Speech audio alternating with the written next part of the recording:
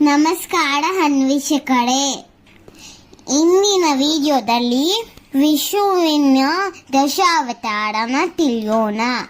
ಕೃಷ್ಣನು ಭಗವದ್ಗೀತೆಯಲ್ಲಿ ಹೇಳಿದಂತೆಯೇ ಭೂಮಿಯ ಮೇಲೆ ಧರ್ಮವನ್ನು ಸ್ಥಾಪಿಸಿ ದುಷ್ಟರನ್ನು ಮರಿಸಲು ವಿಷ್ಣುವು 10 ಪ್ರಮುಖ ಅವತಾರವನ್ನು ತಂದಿರುವುದು. ಮೊದಲನೆಯದು ಮತ್ಸ್ಯಾವತಾರ, ವೇದಗಳನ್ನು ರಕ್ಷಿಸಲು ಮತ್ತು ಪ್ರಳಯದಿಂದ ಋಷಿಗಳನ್ನು ರಕ್ಷಿಸಲು ಮೀನಿನ ಅವತಾರ ತಾಳಿದರು. ಎರಡನೆಯದು ಕೂರ್ಮ ಅವತಾರ, ಸಮುದ್ರ ಮಂಥನದ ಸಮಯದಲ್ಲಿ ವಿಷ್ಣುವು ಆಮೆಯ ರೂಪ ಮಂದರ ಪರ್ವತಗಳನ್ನು ಹೊತ್ತು ನಿಂತರು. ಮೂರನೆಯದು ವರಾಹ ಅವತಾರ, ಹಿರಣ್ಯಾಕ್ಷನು ಸಂಹರಿಸಿ ಭೂಮಿಯನ್ನು ಪಾತಾಳದ ಮೇಲೆ ಎತ್ತಿದರು.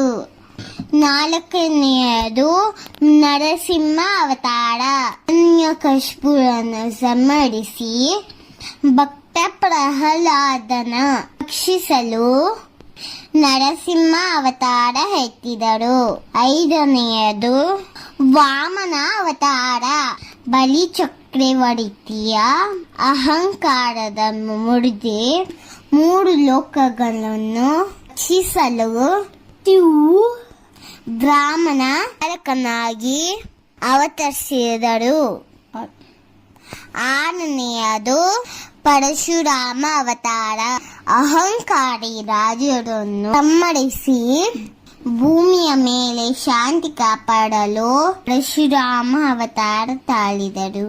ಏಳನೆಯದು ಶ್ರೀರಾಮಚಂದ್ರ ಅವತಾರ, ರಾವಣನನ್ನು ಸಂಹರಿಸಿ ರಾಮರಾಜ್ಯವನ್ನು ಸ್ಥಾಪಿಸಲು ಶ್ರೀರಾಮ ಅವತಾರನ ತಾಳಿದರು.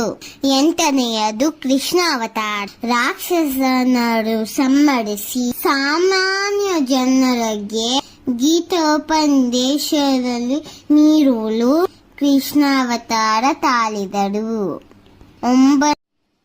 9ನೆಯದು ಬುದ್ಧ ಅವತಾರ, ಶಾಂತಿ ಮತ್ತೆ ಅಹಿಂಸೆಯನ್ನು ಜನರಿಗೆ ಹೇಳಿಕೊಡಲು ಬುದ್ಧ ಅವತಾರ ತಾಳಿದರು. 10ನೆಯದು ಕಲ್ಕಿ ಅವತಾರ, ಕಲಿಯುಗನ ಕೊನೆಯಲ್ಲಿ ಇಷ್ಟವನ್ನು ಸಂಹರಿಸಲು ಇದೆ ಕಲ್ಕಿ ಅವತಾರ.